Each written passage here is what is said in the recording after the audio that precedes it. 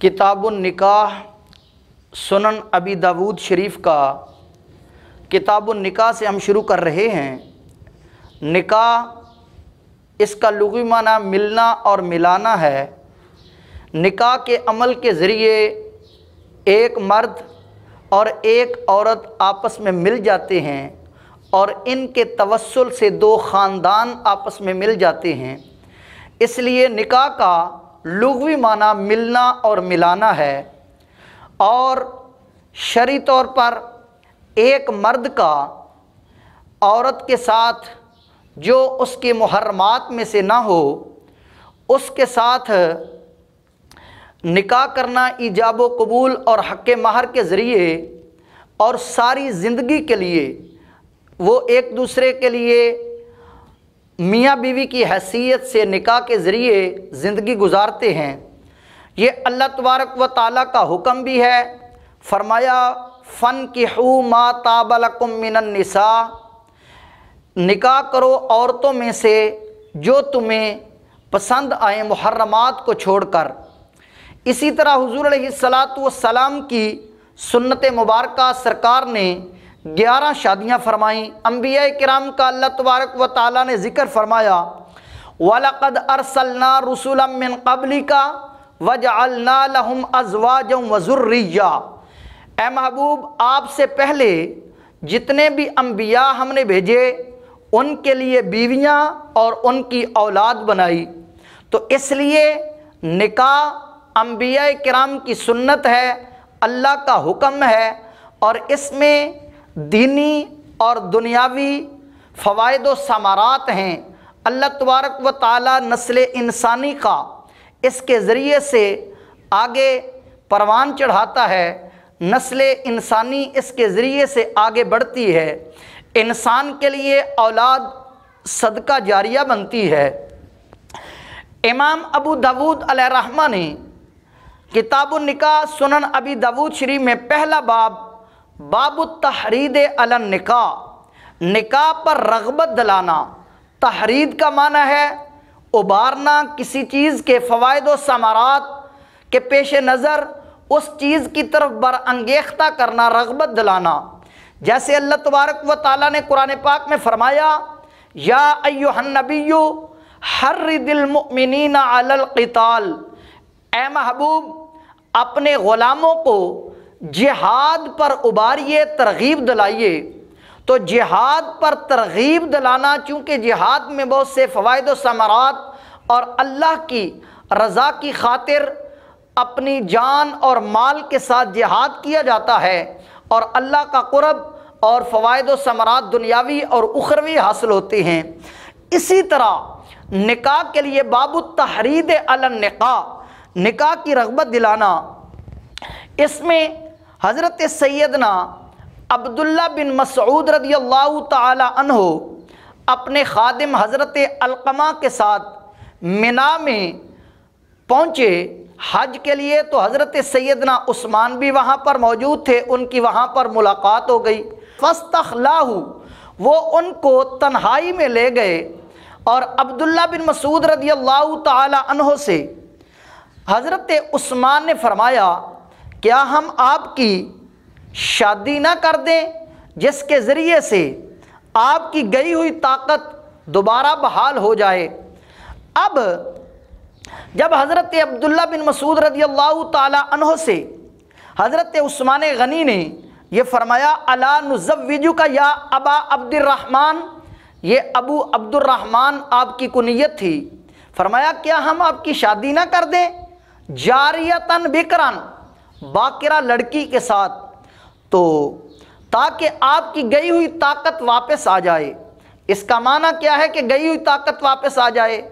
जब इंसान तन्हा होता है तो उसको तरह तरह के ख़यालात, परेशानियाँ मुख्तलिफ़ किस्म की जहन में आती रहती हैं। कभी वो मायूसी की तरफ सोचना शुरू करता है, लेकिन जब इंसान के साथ उसकी रफ़ीका हयात हो तो उसका दोनों का आपस में मामलात में मशवरा करना, एक दूसरे की खिदमत करना, एक दूसरे के साथ मामलात में हिस्सा लेना, तो इससे इंसान की निशात तबीयत में خوشی ہوتی ہے، انسان کی بہت سی پریشانیاں دور ہوتی ہیں، ذہنی سکون حاصل ہوتا ہے، تو انسان کی طبیعت بھی درست رہتی ہے اور صحت بھی درست رہتی ہے۔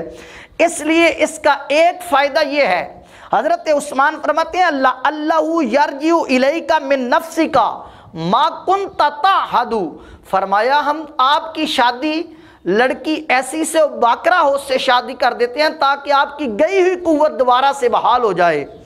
جب حضرت عبداللہ بن مسعود رضی اللہ تعالی عنہ سے یہ کہا گیا تو آپ نے آگے سے ایک حدیث پاک بیان کی، فقال عبداللہ ان کنتا ذاکا لقد سمعت رسول اللہ صلی اللہ علیہ وآلہ وسلم یقول من استطاع منکم الباءۃ فلیتزوج فإنہ اغض للبصر واحسن للفرج۔ حضرت سیدنا عبداللہ بن مسعود فرماتے ہیں اگر مجھے آپ یہ کہتے ہیں کہ شادی کر دیتے ہیں، اس کے ذریعے سے آپ کی طاقت بحال ہوگی، آپ کو ذہنی سکون ملے گا، آپ کی طبیعت حشاش بشاش رہے گی، تو آؤ میں آپ کو حضور علیہ السلام کی ایک حدیث مبارکہ بیان کرتا ہوں۔ سرکار نے فرمایا جو کوئی تم میں سے نکاح کی طاقت رکھتا ہو، اس میں جسمانی طاقت بھی ہے، اس میں مالی طاقت بھی ہے، فرمایا جو طاقت رکھتا ہو فَلْيَتَزَوَّجْ، اسے چاہیے کہ وہ شادی کرے، اگر نہ طاقت رکھتا ہو فرمایا شادی کرنا اغض للبصر واحسن للفرج، یہ انسان کی آنکھ کی حفاظت گناہ سے اور انسان کی شرمگاہ کی حفاظت کرتی ہے۔ نکاح انسان کو گناہوں سے محفوظ کرتا ہے، انسان کے دل اور نظر میں حیا پیدا کرتا ہے، اور فرمایا وَمَن لَّمْ يَسْتَطِعْ مِنكُمْ، اور جو کوئی نکاح کی مالی یا جسمانی طاقت نہ رکھتا ہو فَعَلَيْهِ بِالصَّوْمِ، اسے چاہیے کہ وہ روزے رکھے، فَإِنَّهُ لَهُ وِجَاءٌ، فرمایا یہ روزہ انسان کی نفسانی خواہشات کو ختم کرتا ہے، انسان میں تقوی پیدا کرتا ہے، انسان میں طہارت پیدا کرتا ہے۔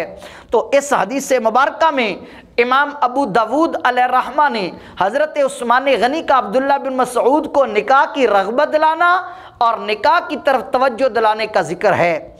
آئیے امام ابو داود دوسرا باب باندھتے ہیں، نکاح کرتے وقت کن مقاصد کو مد نظر رکھنا چاہیے، کن چیزوں کی وجہ سے نکاح کیا جاتا ہے۔ حضرت سیدنا ابو ہریرہ فرماتے ہیں قال رسول اللہ صلی اللہ علیہ وسلم تنکح النساء لاربع، فرمایا عورتوں سے نکاح 4 وجوہات کی بنا پر کیا جاتا ہے، یہ مال کی وجہ سے، اس کے اخلاق اور خاندانی حسب نسب کی وجہ سے، تیسرا اس کے حسن و جمال خوبصورتی کی وجہ سے، اور چوتھا انسان کے دین کی وجہ سے۔ حضور علیہ السلام نے فرمایا فَاظْفَرْ بِذَاتِ الدِّينِ، فرمایا اے میرے صحابہ، اے میرے امتیوں، تم دین کو ترجیح دینا۔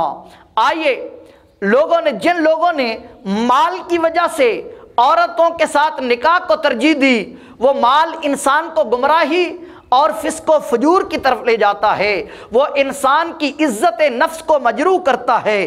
جن لوگوں نے صرف حسن و جمال کو ترجیح دی وہ بھی خسارے میں رہے، اور جن لوگوں نے کردار اور دین کو ترجیح دی اللہ تبارک و تعالی ان کو دین اور دنیا دونوں اعتبار سے نکاح میں برکتیں عطا فرماتا ہے۔ تو لہٰذا نکاح کرتے وقت نہ مال کو ترجیح دی جائے، نہ حسب و نسب کو ترجیح دی جائے، بلکہ حسن و جمال کو بھی ترجیح نہ دی جائے، بلکہ دین اور اخلاق دیکھا جائے جس میں تقوی، طہارت، دینداری زیادہ ہو، ایسی خواتین کو نکاح کے لیے منتخب کیا جائے تاکہ اللہ تبارک و تعالی ایسی بیوی جو انسان کے لیے جنت کا کردار ادا کرے، جو انسان کی زندگی کو جنت کا منظر بنائے، سکون کا باعث ہو، وہ تبھی ہو سکتا ہے جب وہ انسان دین کو ترجیح دے گا۔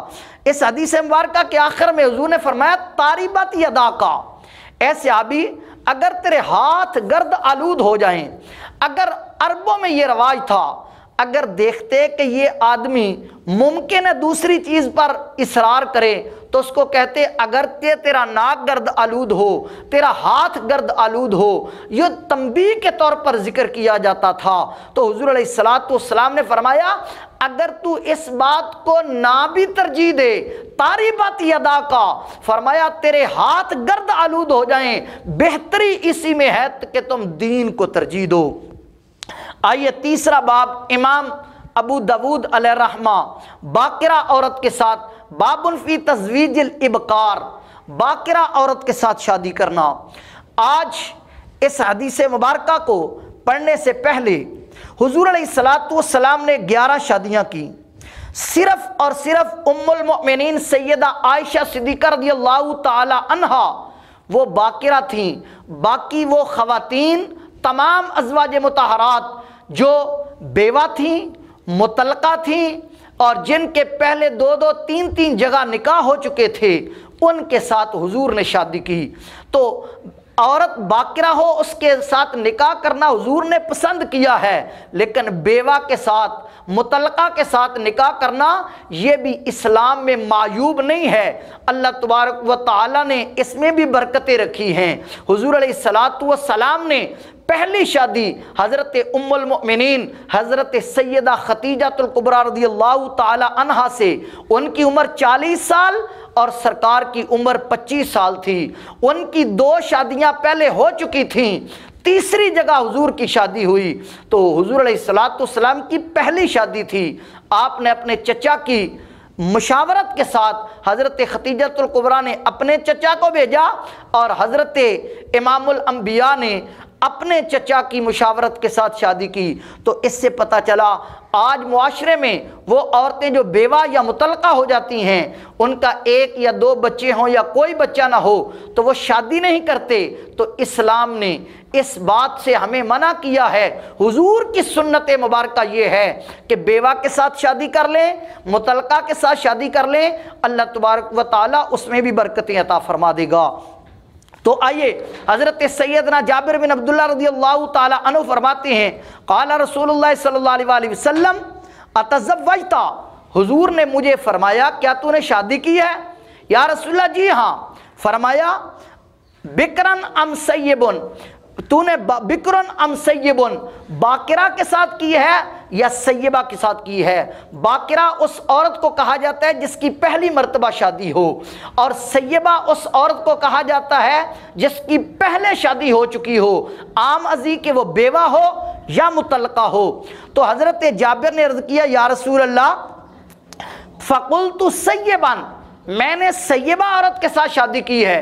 تو حضور علیہ السلام نے سوال کے طور پر پوچھا افلا بکرن تلاعبها وتلاعبک، تو نے باقرہ کے ساتھ شادی کیوں نہ کی تاکہ تو اس کے ساتھ کھیل کود، ہنسی مذاق اور اپنی زندگی گزارتا، وہ تیرے ساتھ گزارتی۔ اب حضور کا سوال کرنا کہ تو نے کیوں نہیں کی، بعض لوگ اس کو لا علمی پر محمول کرتے ہیں۔ سوال حکمتوں کو واضح کرنے کے لیے ہوتا ہے۔ اللہ تبارک و تعالیٰ نے موسیٰ علیہ السلام سے پوچھا وَمَا تِلْكَ بِيَمِينِكَ يَا موسیٰ، اے موسیٰ تیرے دائیں ہاتھ میں کیا ہے؟ اللہ ہر چیز کو جانتا ہے، اس کے باوجود پوچھا۔ پتہ چلا سوال کرنا وہ علم کی نفی کے لیے نہیں ہوتا، اس میں حکمتیں ہوتی ہیں۔ اسی طرح حضور نے ان حکمتوں کو واضح کرنے کے لیے حضرت جابر بن عبداللہ سے پوچھا کہ تو نے باقرہ کے ساتھ شادی کیا یا سیبہ کے ساتھ؟ انہوں نے عرض کیا یا رسول اللہ میں نے سیبہ کے ساتھ کی ہے۔ تو حضور علیہ السلام نے فرمایا کہ تو باقرہ کے ساتھ کر لیتا۔ تو انہوں نے آگے سے حکمت بیان کی، یا رسول اللہ میری بہنیں ہیں، 6 بہنیں ہیں، اگر میں باقرہ کے ساتھ کر لیتا تو وہ ان کی ہم عمر ہوتی، وہ ان کا اچھے طریقے سے کے ساتھ خیال نہ رکھتی، ان کے ساتھ اچھا برتاؤ نہ کرتی۔ میں نے اپنی بہنوں کے ساتھ حسن سلوک کرنے کے لیے بڑی عمر کی عورت کے ساتھ شادی کی ہے تاکہ میری بہنوں کی اچھے طریقے سے تربیت کرے۔ اس حدیث مبارکہ سے ہمیں یہ بھی پتہ چلا کہ سیبہ کے ساتھ شادی کرنا یہ بھی صحابہ اور حضور کی سنت ہے، اور دوسرا عرب کا وہ معاشرہ جو بچیوں کو زندہ درگور کر دیا کرتا تھا، ظلم و ستم کیا کرتا تھا، بہنوں کے ساتھ اچھا برتاؤ نہیں کیا کرتے تھے، یہ حضور کی تعلیمات کا اثر تھا کہ آج بھائی بہنوں کے ساتھ پیار کر رہے ہیں، باپ بیٹیوں کے ساتھ پیار کر رہا ہے، تو یہ حضور علیہ السلام کی تعلیمات کا اثر تھا۔ تو عزیزان محترم، اللہ تبارک و تعالی ہمیں حضور علیہ السلام کے بتائے ہوئے احکامات کے مطابق شادی کرنے کی اور زندگی گزارنے کی توفیق عطا فرمائے، تاکہ اللہ تعالی ہمیں دین و دنیا کا سکون اور برکات عطا فرمائے۔ آمین و آخر دعوانا ان الحمدللہ رب العالمین۔